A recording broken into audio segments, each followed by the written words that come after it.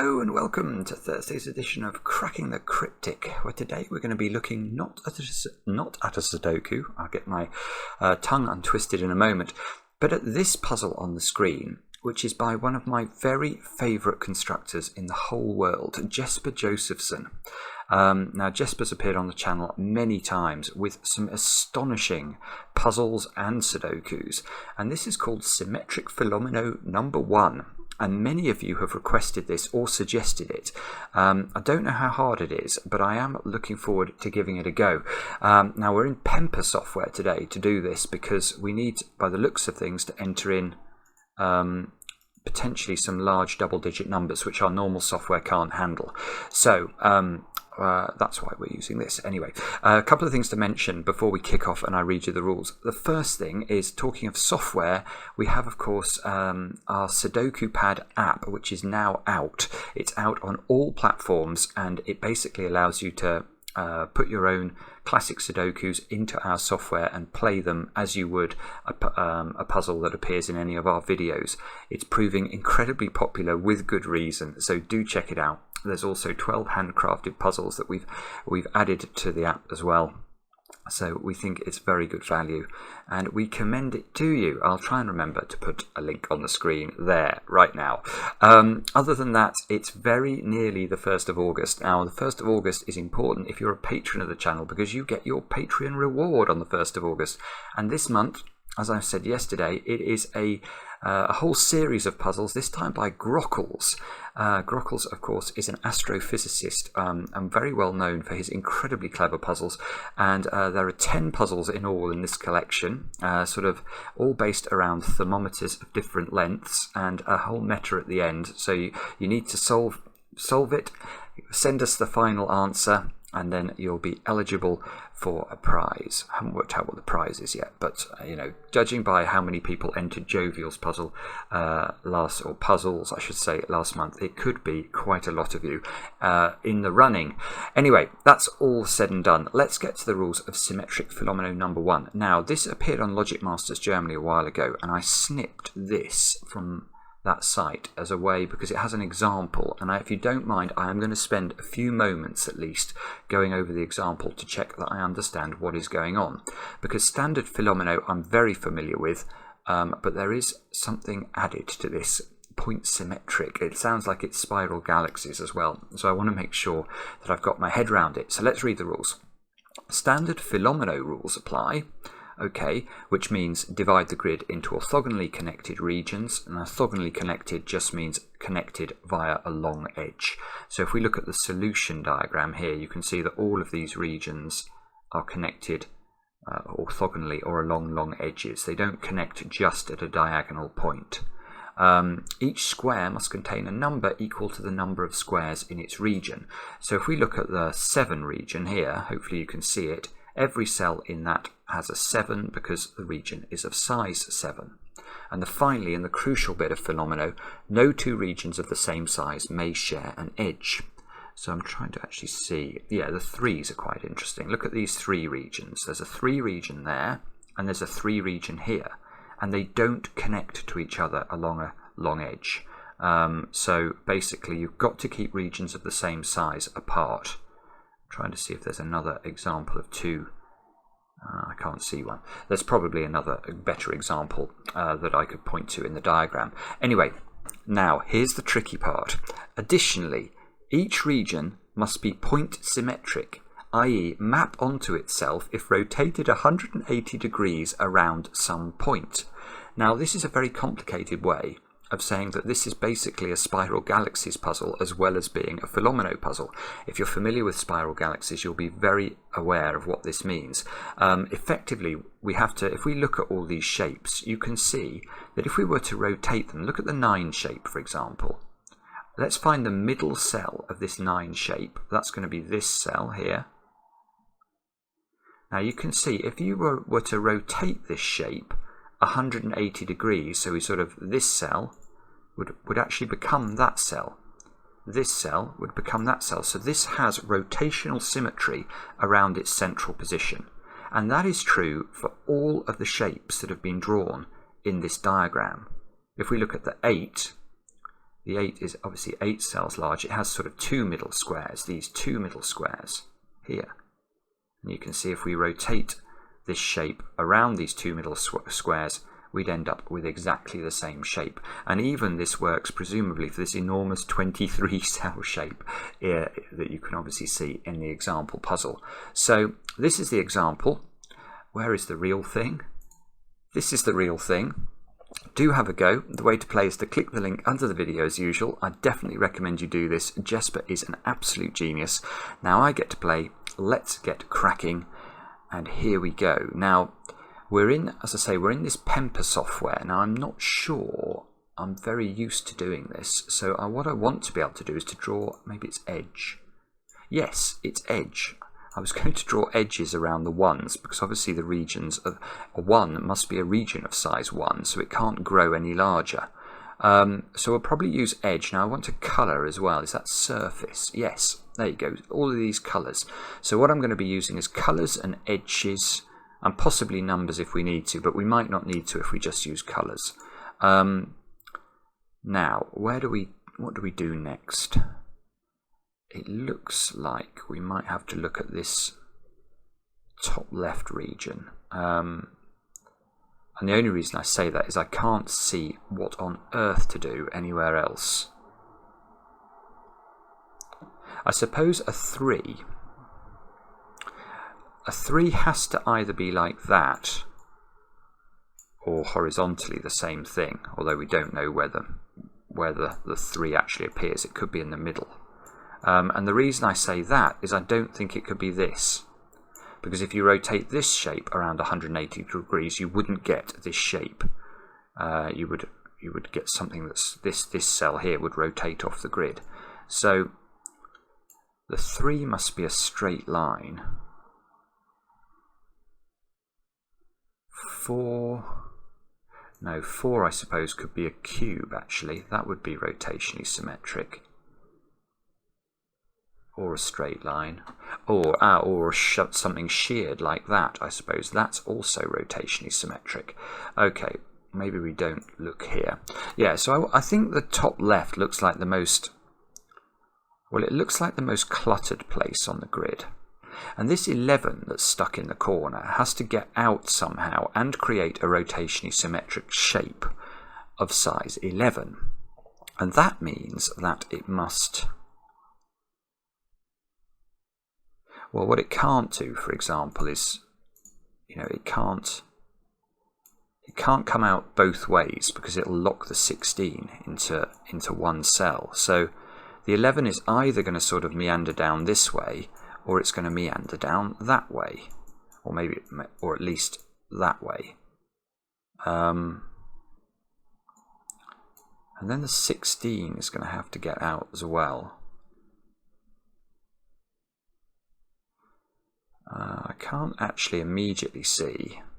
I've got to be a bit careful with the 11. If the 11 comes down like that, yeah, because this is an edge here. So this 5, if the 11 did come down like this, the 5 would have to come out horizontally.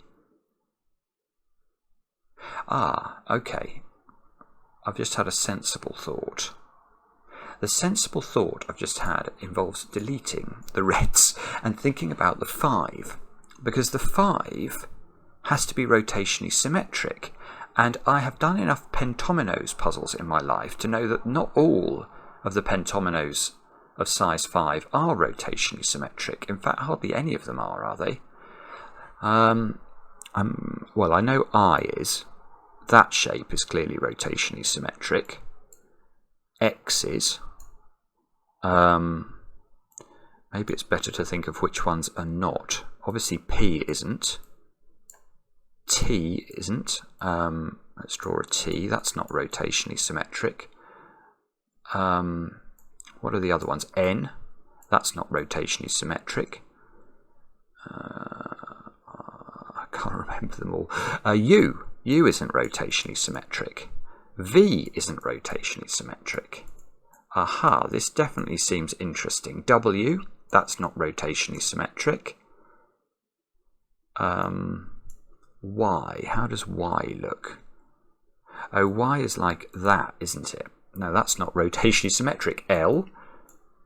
I must have almost gone through them. F isn't rotationally symmetric. That's F, isn't it? So I've only found 2 that are rotationally. Let me just go through the alphabet. A, B, C, D, E, F, G, H, I, J, K, L, M, N, O, P, Q, R, S, T, U, V, W, X. Oh, Z. Oh, Z. Z is rotationally symmetric. Ah! Okay, well, okay, so right at the end we found a third one. So these 5s are either I, X, or Z. Now that might be restricting. I mean, if that's 5 comes out like that, what does... Aha! Yes, okay. If this 5 comes out horizontally, what does this 5 do? So this 5 still has to be rotationally symmetric. And if it's... yeah, okay.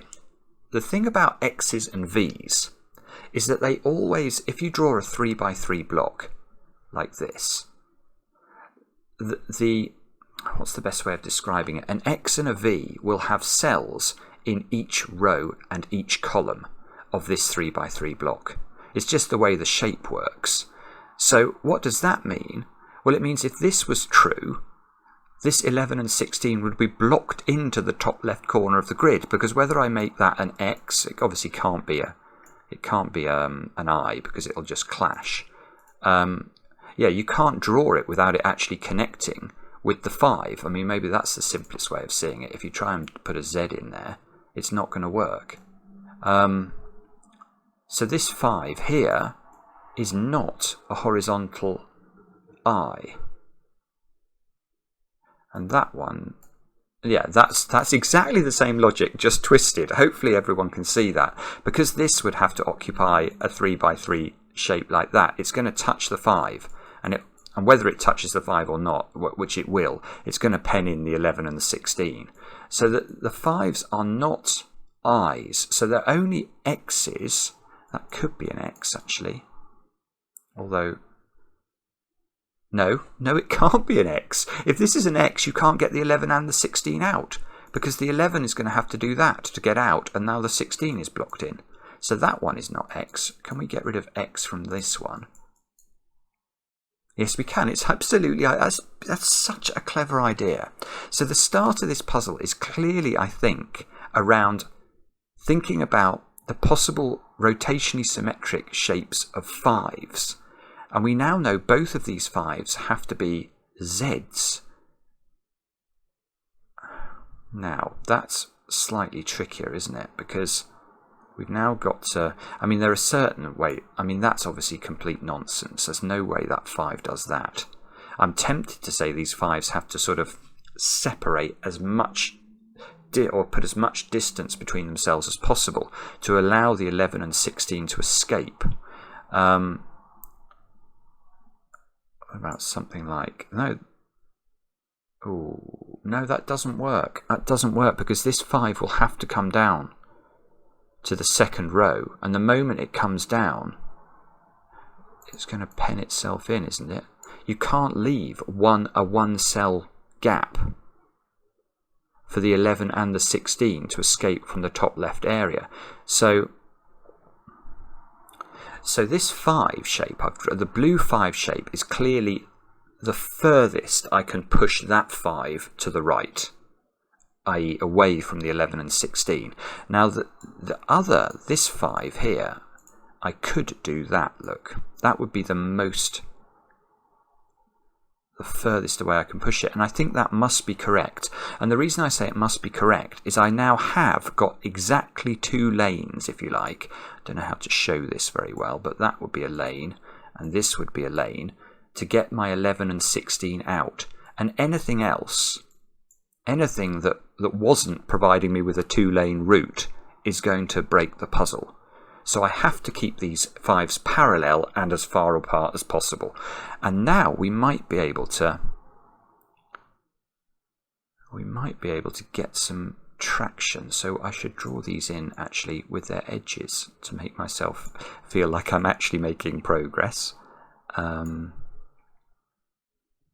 And I've got to still got to make sure the 11 and the 16 are rotationally symmetric. So that might be the thing to think about next. Let's pick colour. Let's go pink. So if this comes this way, we've got to leave enough room for the 16 to get out. So it's going to have to cling to the side of the blue 5. 2, 3, 4, 5, 6, 7. It can't close, so it's got to go there. 1, 2, 3, 4, 5. Yes, okay. And now I think the key is going to be to think about how the shape reflects. And when I do spiral galaxies, what I often try and do when doing the big shapes is I'll try and work out which is the central cell of the shape. Now, an 11, a region of size 11 does have a central cell. It must be the 6th cell. So 1, 2, 3, 4, 5. This is the center of rotation, this square here. So you can see that if we did draw this, we're going to clash, we're going to run smack bang into the 12. So if we try and draw this shape, we have to extend it with those squares, don't we? And the 12 is smack in the middle, and that is impossible. Now, what we've got to check, though, is there's no actual need for this to be the start cell of the 11. The 11 could start there, I suppose. And that's going to shift the center of rotation up 1. Oh, that's complete nonsense. Okay, well, that's clearly... yeah, that's not going to work, because if we rotate now, we're going to just hit this 5. Yeah, that's complete bobbins. And presumably if I go one further down with the pink and do that, and move the center of rotation to here, we're going to still have a problem there, aren't we? Yeah, we're just running into the 5 again, because these 3 squares are going to have to be pink, and then those 3 squares. So this is Roggen. It's completely and utterly broken, but that's great, because we now know the direction that the 11 comes out of the cul-de-sac it's in. It's got to come down, and it's got to leave room for the 16 to get out. So let's draw the 16 in, something like that. Don't know if we know about these squares, but let's check the center of rotation for the 11 again. So the center of rotation, the 6th cell, is now this square. Now if it did do that, it would have to go 1 more here and then 2 down, and that actually works, believe it or not. That works. So we can draw a valid 11 if we do that. Now if we were instead to mess about, for example, and do that, does that work? No, that's hitting the 5 as it rotates. Hopefully everyone...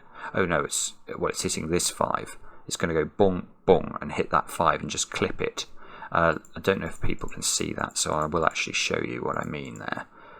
If this is the center of rotation of the 11, you've got to go on the other side, and that's clipping this 5, which is not going to be correct. Now if we go 1 more, on the other hand, we go to that square. Let's check that. So now what we can see is we've got to go 3 down here. Oh, hang on, that might work. Is that? No. That's where... No, it doesn't work, because it actually has to come back this way. That is a complete failure of rotational symmetric appreciation. That could be an acronym. It could be failure of, what did I say, rotationally symmetric, a forcer or something. No, it's going to clip this one. It's going to take those 2 squares as well, making a right mess of this diagram. But hopefully it's at least clear that these 2 squares are not part of the 11. So the 11 does do what we first thought, which was 1, 2, I can't remember. It goes like that and then it dips down, doesn't it? With this being the center of rotation. Right, so now we've got a symmetric 11 shape. We still don't know what the 16 looks like. We don't know whether it takes those 2. We know it comes down here and pops out. It pops out here, look. Oh, I see. Because the 11 to be rotationally symmetric has to take this form, the 16 is pushed out above the 12. And now goodness only knows how this 16 rotates. Let's assume, just for the sake of just to start with, that the 16 does take those 2 cells at the top. So now we're looking for cells 8 and 9 along this shape. So 4, 5, 6, 7. These two cells, let's colour those in yellow. 1, 2, 3, 4, 5, 6, 7, 8 and 9. Those are the two rotationally symmetric centres, if you like, of the galaxy. And that's going to force something like that, which is beautiful. That's not hitting anything at all. So that works very nicely. So all we've got to do now is to work out whether or not there is another way of this 16 working if we remove from it those squares. Right. So 1, 2, 3. Let's remove both of them. 1, 2, 3, 4, 5, 6, 7, 8. So this would be one of the centres of rotation. And let's make, well, if it's that one as well, I can see it's going to run smack bang into the 2 immediately, so it couldn't be that one. So let's rotate it upwards. And I think that's going to bash into things, but let's just convince ourselves it is indeed. It doesn't seem to actually bump into things.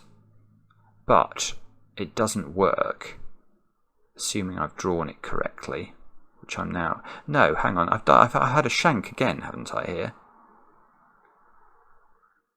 I think I'm going mad. I'm going mad trying to make my rotational symmetry work. I think when this went up, isn't it meant to go down in order... It is. It's meant... As that twists round that way, it's not going to go up again. Good grief, I'm bad at this. It has to go down there and then across. And that is most certainly, that is rotationally symmetric, and it is hitting the 2, so that doesn't work. Okay, and apologies if this all seems a bit long-winded, but these big shapes, I at least don't find it very naturally obvious to just fill them in with how they look. So let's try and pinch one of those ones at the top. So that's going to make those two the centres. Let's just run straight into the 1 straight away. That doesn't work. And if we put that one in, surely it's the same because it is the same count. It runs straight into the 1. Brilliant. So we actually know there is only one way to make this work, and that is with this configuration followed by, and let's just work out where the centre was again. 5, 6, 7. It's these two squares. So we've got to go down. And then we've got to go across 2 and fill in that. And that is rotationally symmetric. I can sort of see it. So there you go. The 16 is done and the 11 is done. So let's green those borders in and feel proud of ourselves, even if we had a shank along the way. Now, what do we do next? We should look at maybe the 8 coming down there. Is that 8 going to be useful? Well, surely it can't hit that 8. That's my first thought, because if it hits that 8, there is no way it can hit that 8. Because its centre of rotation is this square and the next square. So let's draw this in. This square and whichever is the next square. Now, if it's this square that's the next square, then this 8 has to just be a vertical string, clearly. If it's this square that's the next square, it has to be that. And either way round, well, in fact, one of those ways round is clearly wrong because it's touching this 8, and that breaks the rules of Philomeno. So in fact, we actually know the shape of the 8 immediately, which is lovely. So that was a bit easier. And now this 8 can't turn left, otherwise it breaks the rules of Philomeno.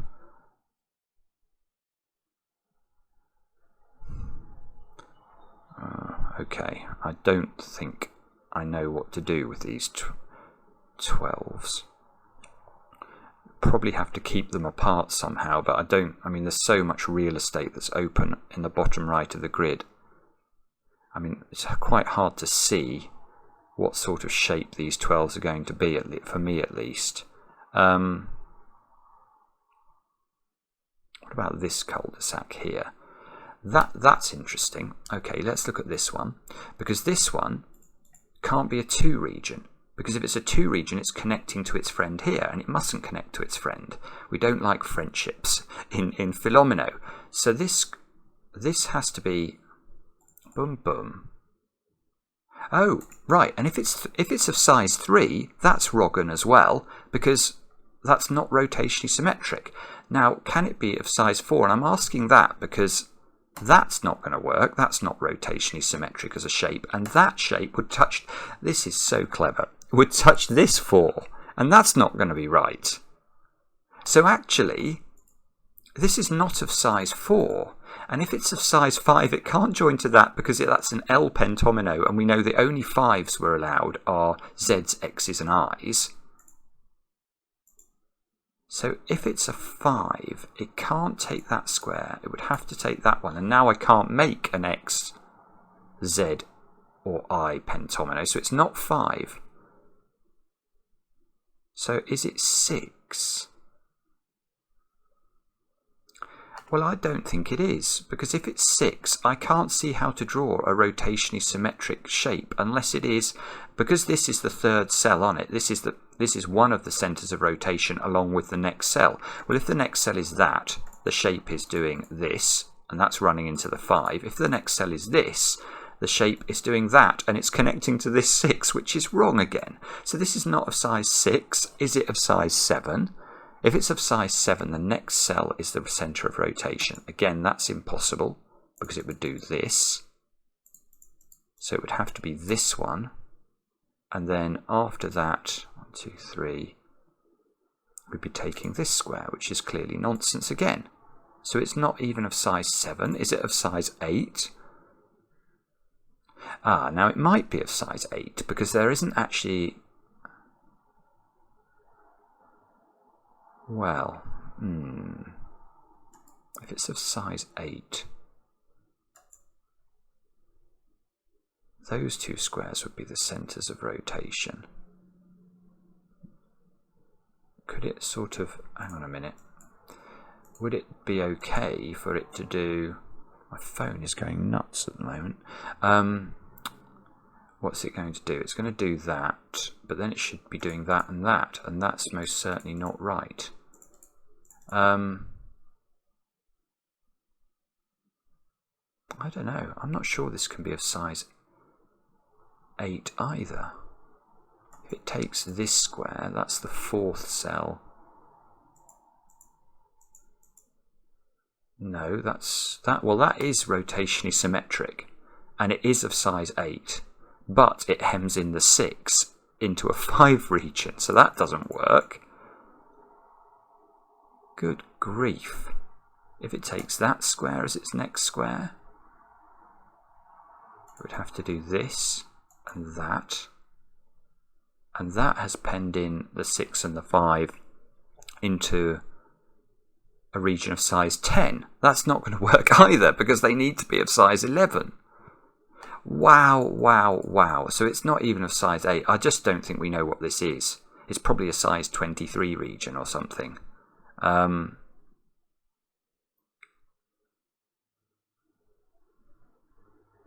Wow. Okay, but does that actually mean we know things we didn't know before?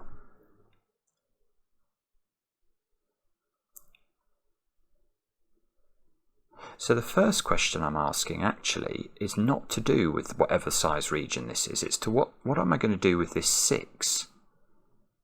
Because this 6 has to be rotationally symmetric. Now, how can that work? Actually, and hang on, the 5 also has to be... Hang on, maybe it's the 5 we should think about, given all the stuff we were doing before. The 5, if it's an X pentomino, how do you draw an X pentomino into that? It would have to be there. And there's no conceivable way to make a rotationally symmetric 6 shape out of that shape. So the 5 is not an X. If the 5 is an I, it does that. Oh, this is lovely. Look, that's wrong. Because if the 5 does this, the 6 has to be a straight line. It's connecting itself to that. And you can't connect two regions of the same size. So the 5 must be a Z again. It must be a Z. And it's got to somehow not block this in. And it's got to leave enough room for a 6 that works. And this 6 that works is not a vertical, it's not a horizontal strip. I'm not sure I know what this does. Could that work? Boom, boom.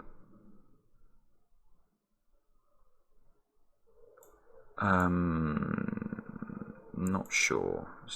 No, that's just absolute nonsense. I'm sort of tempted to think this 6 has to be that, and then this 5 could do that, and this would be a 1 left over. That looks to me like it's forced.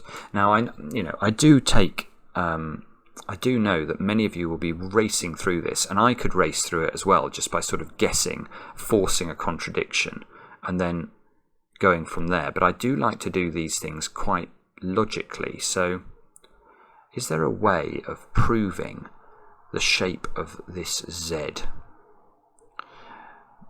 Maybe it's better to think about the 6. So the 6 simply has to take this square, doesn't it? Because if it doesn't, you can't make a rotationally symmetric shape that's going to be of size 6. It just won't work. So it's got to take those 2 squares. Now if it takes these 2 squares, it could do that perhaps. But now there isn't enough room. Remember that a 5, which is a Z, has to be a 3 by 3 shape. And I can't put a 3 by 3 shape around this 5. It's impossible. Well, let me put it this way. I could do that, but it's going to clash into the 4. No, that doesn't work. Although it would allow 2 1s, the 5 is broken, so that doesn't work either. So I think the only way that 6 can possibly work is like that. I mean, obviously a shape like that would work as rotationally symmetric, but that's running smack into the 5. Now the question is, what does this 5 do? And in particular, I can see that this region has to come now into this square, which is again putting a massive pressure on the 5. How do we draw a Z that goes round the 5? The only one we can draw is that. That's the only way it's the only thing that's forced. And now look, now we are cooking with gas, because the red has to come out here. The red has to keep going because we know it's at least of size 8. It's got to keep going again. The 6, oh, this is lovely. The 6 is now forced. How do we draw this 6 in? We've locked it into a corner that's got to look like that. So we can draw all these edges in. Boom, boom, boom, boom, boom, boom, boom, boom, boom, boom, boom. Nori, nori. This 7's got to start coming down here. Now look at this region, which has still got to grow. It's definitely not rotationally symmetric at the moment, so it's still got to grow. And that's forcing the 7. How can this 7 work? Well, now it's got to be just a strip down the grid, because its central cell is this one. So all of that's forced. Boom, boom, boom, boom, boom, boom, boom. This 4 looks like that's forced as well. Let's switch to blue. 1, 2, its next cell has to be here, so its rotational symmetry is like that. The 2 has to do that, and we can fill in a whole load of stuff around these cells. Boom, boom, boom, boom, boom. And this is not rotationally symmetric still, so it's got to become, it's an enormous region, isn't it? It's an enormous region. And it's got a 6-cell strut in it. It's going to be a big 2 of some sort. It's going to do something like that. And it's got to have a 6-cell strut in it. And then, yeah, okay. So what we can do here, knowing it's got a 6-cell vertical segment in it, this 6-cell vertical segment, however the shape moves, there's got to be another 6-cell vertical segment somewhere. And therefore, this can't sort of come down here and then have a centre of rotation in this row, because if it does, it's going off the grid. So the centre of rotation of this shape is in this row, and somewhere this has got to drop down into the bottom row and have a run of 3 along the bottom row. Yeah, and that run of 3 is coming back this way. Oh, I see how it has to happen, I think I can see how it has to happen. Because as it comes along here, if it now drops, boom, boom, boom, it's going to hit the 3. So it's got to keep going. Now, if it now drops, it still hits the 3. So it's got to keep going. Now, it has a choice now. It could drop here, and it looks like it might work. Or it could go one more square. But that doesn't work because the 12 is now hemmed in. We mustn't hem in the 12, so I think it has to drop from exactly this square, like that. Then it goes 3 backwards, 1 upwards, 1 that way, and then those 2. Now, is that shape rotationally symmetric? I hope it is. I don't know what size it is, and I don't know. Perhaps it could take this square. I don't know where its centre is. 1, 2, 3, 4, 5, 6, 7, 8, 9, 10, 11, 12, 13, 14. So it's these 2 would be the centre of rotation at the moment. So that means it's got an even length at the moment. 1, 2, 3, 4, 5, 6, 7, 8, 9, 10, 11, 12, 13, 14, 15, 16, 17, 18, 19, 20, 21, 22, 23, 24, 25, yeah, 28, it is right. Okay, but I don't... Well, okay, I don't know if this sort of has bits jutting out of it. It's obviously not got stuff jutting out of it over here because this stuff is all hemmed in. If it took that square, then maybe that square as well is what it could take. Although I have to say this 14 is troubling me because I can't actually see how I can make any rotationally symmetric shape that works there. So let's pencil some of this in. Certainly this side is all forced. All of this is forced because there's no latitude up here. Boom, boom, boom, boom, boom. All of that is forced. Now, the 3 we know has to be a straight line. So that's the 3. Let's fill that in with some green. Now, how on earth does this 14 work? How many... we've got 12 going along there.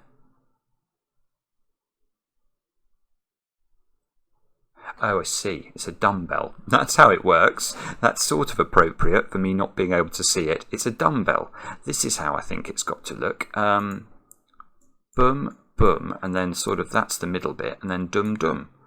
So it's sort of bone shape, I suppose. And that is rotationally symmetric. And, well, I can say confidently, and hopefully people will agree with me, there is no license at all in how that is drawn. But...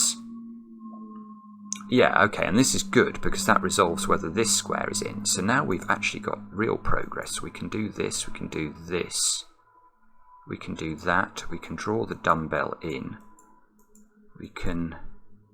that's going to be a 1, that's going to be a 2. This region is a... that's not... oh, that's not rotationally symmetric. But I can break it up. Like that. Now it is rotationally symmetric. That can be a 1, that can be a 1. Those ones are not touching each other, and that will be a 2. And it all looks a bit untidy because I haven't shaded it in, but I will in order to make it look pretty. There we go. And I'll put brown in there. No, that's not very nice. I'll put green in there. And I'll put blue into these ones so that it looks pretty. And that one can't be, that one can be blue. And this one can be yellow, and this one here can be red. And now it's looking very nice indeed. And then I'll complete the edge here. Oh no, okay. I was just thinking, how does this 12 work? How does this 12 work? Actually, I've got... how does this whole thing work? How much space have we got here left? We've got 6... 10, 15, 20, 25, 30, 34, 38. Right, okay, so we've got 38 white cells left to fill. Now, if these 12s were not connected, that would be a 12 region, another 12 region, that's 24, an 8 region, that's 32, and this region would be 45, which is greater than 38. So these 12s, believe it or not, connect in a way where they can form a rotationally symmetrical shape. Ah! Yes, of course they do. So how's that going to work? That's a force. It's got to have a force strut. Oh, it's just that. It's just the simplest thing it can be. That's the only way that's going to work. That's absolutely clear. Good grief. Okay, well that's good. And that allows us to just edge that in, I think. It's going to give us a few more 1 regions, which I can fill in with perhaps blue, like that. 1, 2, 3, 4, 1, 2, 3, 4. That's lovely. Now, what are we left with? The 13 here, and an 8 here. The 8, I'm very tempted to just draw it in like a 4x2 region. Oh, that might work if I make this a figure of 8.